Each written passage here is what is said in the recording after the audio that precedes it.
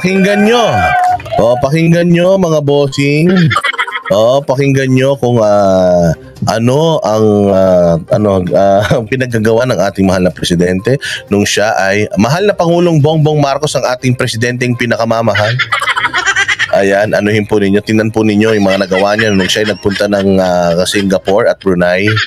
At tingnan nyo po kung mararamdaman nyo na sa mga susunod na araw yung kaginhawaan ng buhay galing po sa ating pinakamamahal, pinakamabuti at pinakamagaling na presidente ng Pilipinas, si Ferdinand Bongbong Marcos Jr. Palakpakan.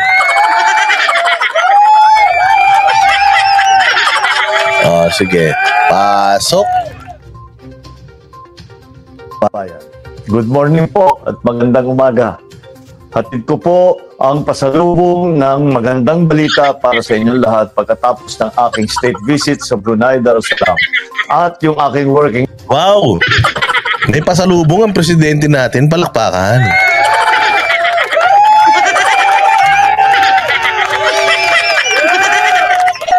May pasalubong.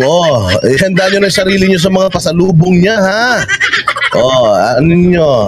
Kunin nyo ng maigi yung mga pasalubong niya. Ito dapat dala-dala niya mula Brunei at Singapore. Ilabas nyo na yung inyong mga plastic. Yung pasalubong daw, mamimigay na. Ito na. Visit sa Singapore. It is my inaugural state visit to Brunei Darussalam, an ASEAN neighbor.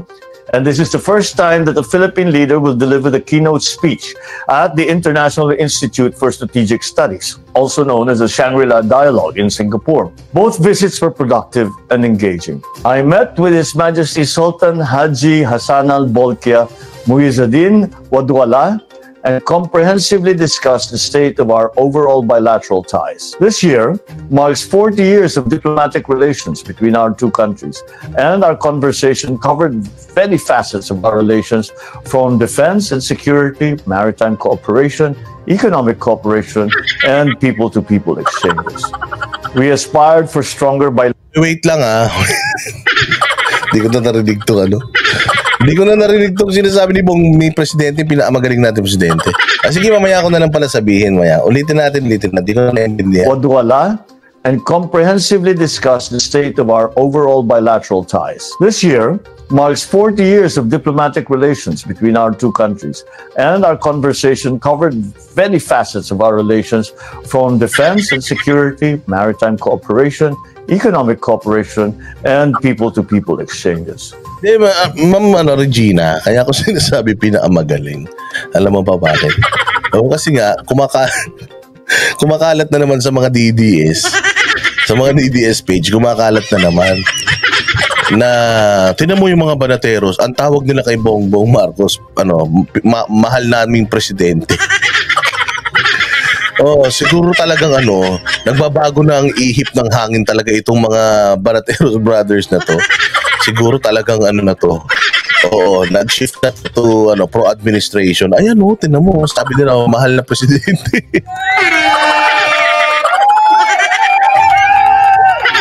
Ang bubobo talaga. Hindi na naintindihan, kaya ako tinatawag na mahal na presidente yan dahil lahat nagmahal nung naging presidente yan. Lahat nagmahal bigas, nagmahal gasol, nagmahal gasolina, nagmahal toyo, suka, bawang, sili. Lahat nagmahal, kaya pinakamamahal na presidente.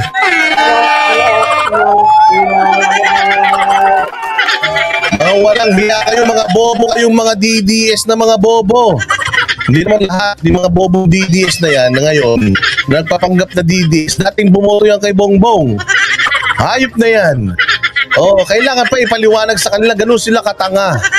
Ako pag may ganyang nanonood sa akin, tanga, hindi ko na yan, ibablock ko na kagad dito yan.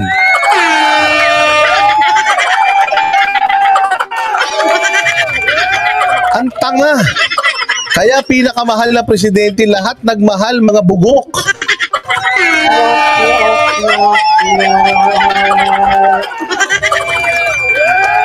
Mantakin. Hindi na daw kami DDS.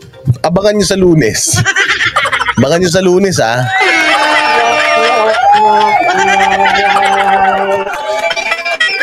Mga tulonggis talaga Sabi ko, ibang klase din talaga, ang bobobo talaga ng mga nanonood sa YouTube. Talagang pinost pa dun sa page ng DDS.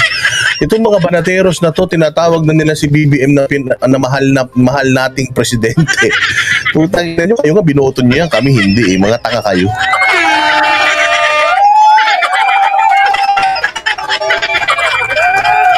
Okay, sana maintindihan nyo doon sa mga engot-engot dyan. Kaya natin pinatawag na ang pinakamahal na presidente natin. Ang mahal na presidente dahil lahat nagmahal. Ay, Diyos mio. Kailangan pa bang ipaliwanag yan, ganyan na kayo kabubobo? Sobrang galit nyo. Yung utak nyo kinakain na ng galit. Puta, pag may narinig kayong di maganda. Kaya na nakakagat kayo para kayong mga aso. Ayun lang. Yun lang, pinaliwanag ko lang, Ma'am Regina Constantino, bakit din nag-post ako noong nakarahan na, kamusta na pinakamamahal namin presidente? Kainan yan, abnormal din tong mga follower ni Joey, parang mga buang eh. We aspired for stronger bilateral cooperation to work together to ensure that peace and security reigns in the ASEAN region. The visit was a success as we signed 3 memoranda of understanding. 1 letter of intent. The 3 MOUs signed during the visit on tourism cooperation, on international convention and the standards of training and certification and watchkeeping for seafarers, and on maritime cooperation.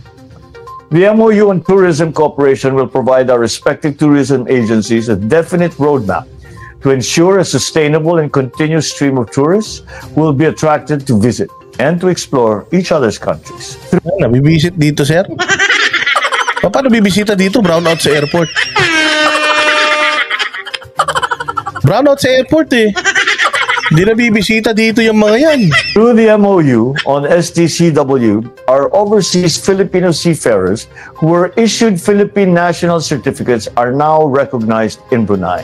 Finally, the signing of the MOU on maritime cooperation provides Brunei and the Philippines a good foundation for maritime activities to be undertaken jointly. Our respective agencies have also signed a letter of intent on agricultural cooperation, which will serve as a precursor for further cooperation ensuring food security between our two countries. In addition to these successes on the bilateral front, we also further assured Brunei that it can count on the Philippines' support in regional affairs as we stated our clear position for Brunei to establish the ASEAN Center for Climate Change. While in Brunei, our key government players and business sector engaged in productive dialogue with their counterparts. The Philippine Business Forum highlighted agribusiness, renewable energy. May naintindihan kayo? Ha? Ang galing magbasa, di ba? Makinig kayo. Alam nyo kayo, hanap. Yan ang sinasabi ko sa inyo eh. Hanap kayo ng ginawa ng presidente. Hanap kayo ng hanap. Pagka nagpapakita sa inyo ng ginawa ng presidente, hindi naman kayo nakikinig. Ha? Nandiyan pa naman si MJ Mondihar. MJ Mondihar, how are you? How are you, MJ Mondihar?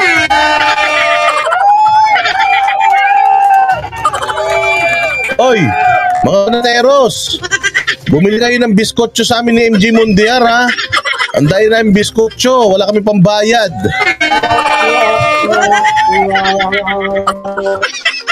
Masarap yan yung biskotso ng Sunshine. Oy, Sunshine biskotso, ang sarap niya pag nilagay, isinausaw mo sa kape yan. Yung kape mo, kahit 3-in-1 lang, lalasang Starbucks. Kaya bumili kayo niyan sa amin ni MJ Mondihar, ha?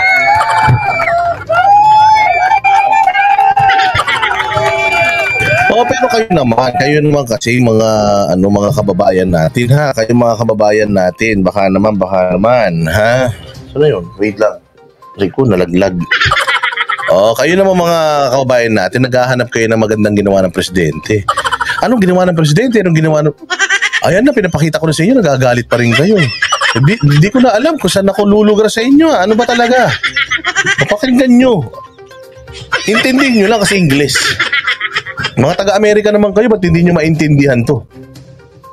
Halal development and opportunities in the BIMP-IAGA and BARM. The forum attended by 200 representatives from diverse Bruneian business sectors, explored collaborative opportunities and showcased the Philippines' potential as a significant player in the BIMP-Iaga region. The established linkages between the Philippines and Brunei business sectors are expected to yield significant commercial benefits, including increased trade and investment opportunities, enhanced market access for goods and services, and the sharing of technological innovations and best practices. The meeting with the energy sector was attended by executives from oil and gas companies such as Brunei Shell Petroleum Company, Sendiran Berhad, Brunei LNG, Sendiran Berhad, Total Energies in Brunei, Serikandi Oilfield Services, Sendiran Berhad, and the Amin Group of Companies.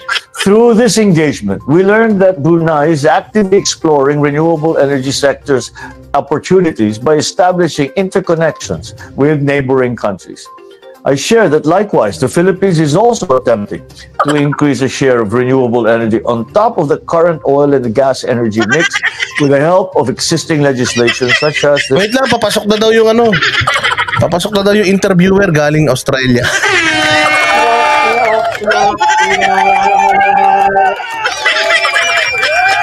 Hindi, ang galing pala ni President mag-deliver ng report. Pero nung tinanong siya nung reporter sa Australia, pucha, ha? Ha?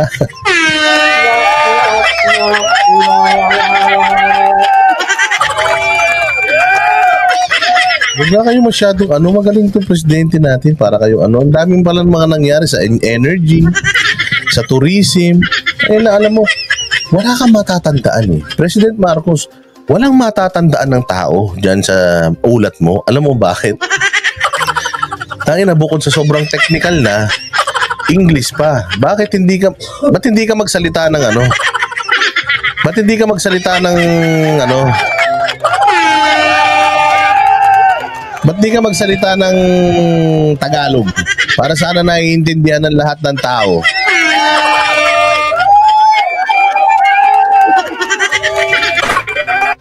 Napakahirap sa totoo lang. Napakahirap intindihin ng mga sinasabi mo gawa ng it's all in English. May sakit pa naman yung Pilipino na kapag ka-English hindi na nakikinig. Sana Tagalog mo, nag-effort ka na lang sana, nag-effort ka rin magpunta sa ibang bansa, English na yung usapan nyo noon. Mano naman, pupunta ka sa Pilipinas, Tagalog dito, sana naman lang, tinagalog mo. At nang maintindihan naman namin what to look forward to, what to expect. Walang iya, English. Si Mike Abby magagalit sa iyo niyan. Nagtataka nga ako kay Mike Abby kung paano tumagal sa kampo ninyo tanga yun. Tapos nag-i-English kayo, bobo ba naman sa English yun?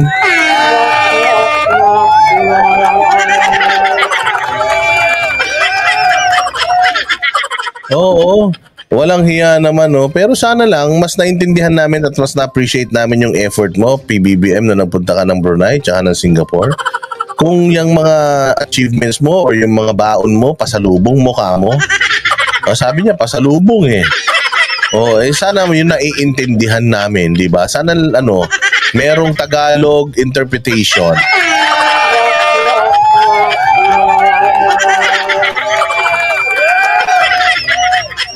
Ano ba yung hindi karamihan talaga sa Pilipinas ni Gina Constantino preferred mag-Tagalog? Yes. Karamihan talaga dito Tagalog, kaya tayo sa Pilipinas kasi Tagalog hindi ba? Importante yun ang first language natin, Tagalog. Ang second language natin, kung ano man yung dialect natin, and then third language natin na yung English. Kasi that's the universal language. Pero sana naman lang, dito sa Pilipinas at least, para mas maintindihan ng taong bayan. Kaya alam mo, kaya Bongbong, akala ng tao wala kang ginagawang matino. Akala ng tao, wala kang ginagawang maayos, wala kang ginagawang mabuti. Bakit? Kasi hindi nila naiintindihan Hindi ka na nga nagsasalita, pag nagsalita ka, hindi ka pa nila maintindihan. So akala nila, wala ka nang sinasabi. Marami ka namang na-achieve dito. Kaya lang, hindi ka lang maintindihan ng tao. Ako, marunong na ako mag-English. Ang dahil mo nang sinabi, ang naalala ko lang, tourism at saka yung energy sector Pero yung mga nangyari within tourism, within energy sector, wala na ako matandaan Bakit? Kasi nga, pinupuno nyo na lang ng English na impormasyon yung mga tao Oo, tapos ang problema, yung mga tao naman,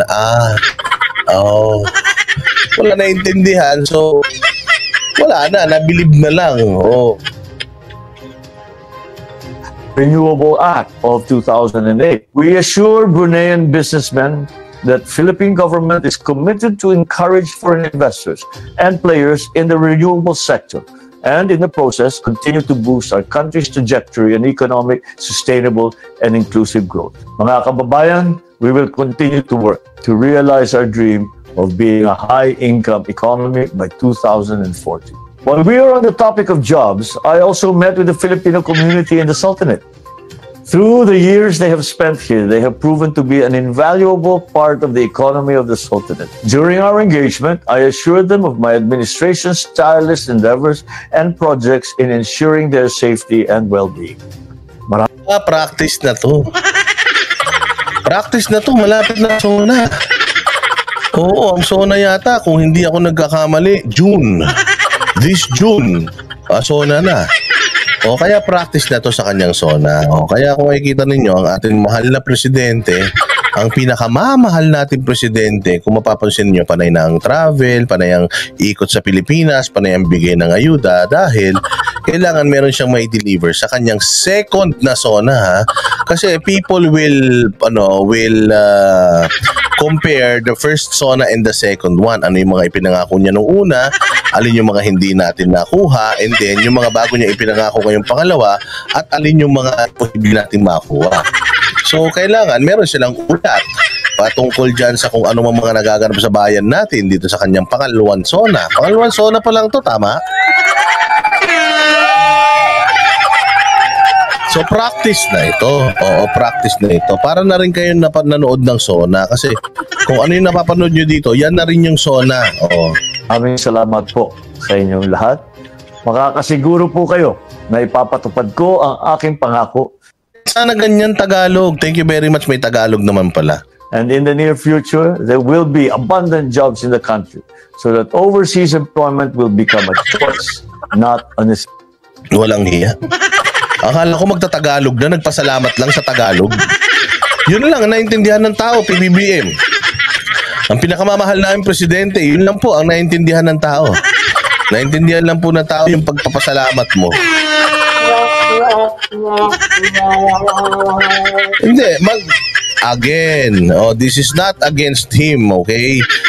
Whatever it is that he's saying here doesn't make sense because hindi naman natin naiintindihan entirely. Okay? So sana nga kung tinagalog ito, may mas naintindihan natin at mas nabilib sana tayo sa pinakamamahal nating presidente. O yung problema, hindi naman natin mag-gets yung sinasabi niya, oo ka na lang. In Singapore, I met with the leaders of the country, namely President Tharman Shanmugaratnam and newly appointed Prime Minister Lawrence Wong.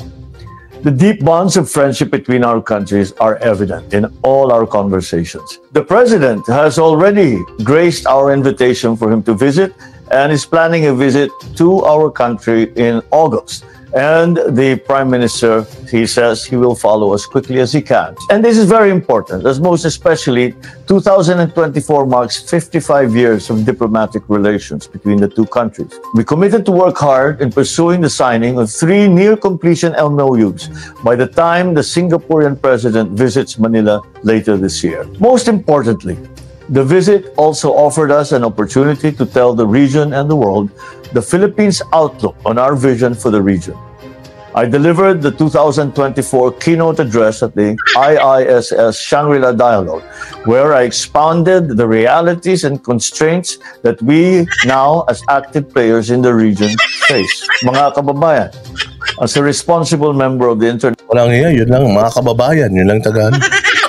Mga kababayan. National community, I took the opportunity of the Shangri-La Dialogue to tell the representatives of at least 48 countries in front of me that the lines we draw on our waters are derived not from imagination, but from international law. Unlike others, we submitted our assertions to rigorous legal scrutiny by the world's leading jurists. Besides the keynote speech, the Shangri-La Dialogue also allowed us to meet with other countries who are interested in the Philippines' cause. I met with representatives from Lithuania and some of the members of the U.S. congressional delegation and discussed future ways to improve collaboration and cooperation between our countries. My promise to all Filipinos, we will use every opportunity. Promise na naman. May promise to all Filipinos. Pa-promise ka na naman, hindi yung panagagawa yung... Hindi pa nagagawa yung mga nakaraan eh. Promise na naman. O sige, anong promise? And continue to build bridges that will ensure a long-lasting peace and stability in our region. Marami pong salamat. Okay, palakpakan.